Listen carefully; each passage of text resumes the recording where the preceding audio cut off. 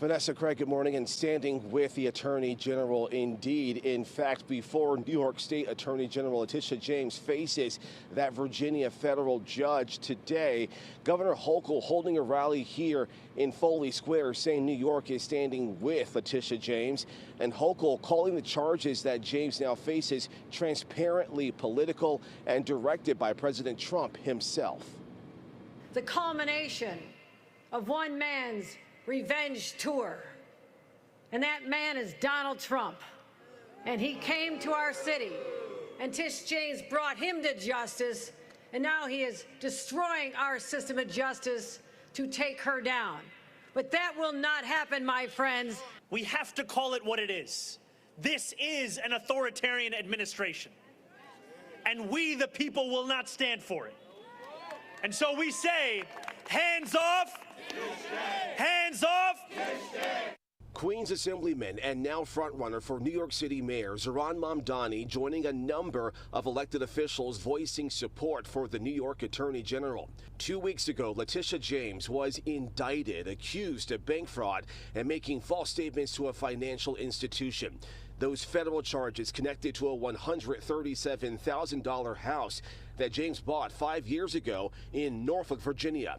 Prosecutors saying James purchased that property under strict terms that it would serve as a second home for personal use.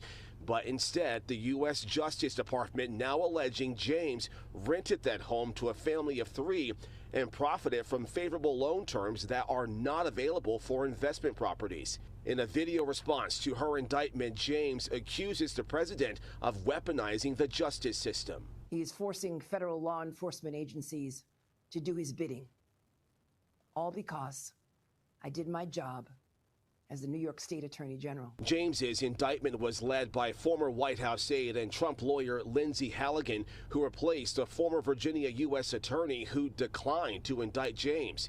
In 2023, James's office delivered a stunning legal blow to then former President Trump, a case resulting in him, his two sons, and his company being found liable for bank fraud.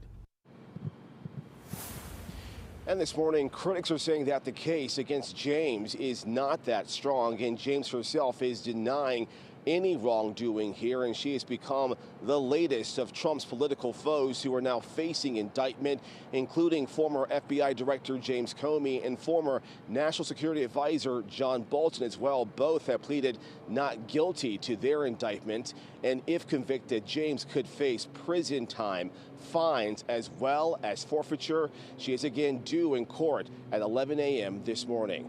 We're live in Lower Manhattan. Justin Finch, Pix 11 News. Vanessa and Craig, back inside to you.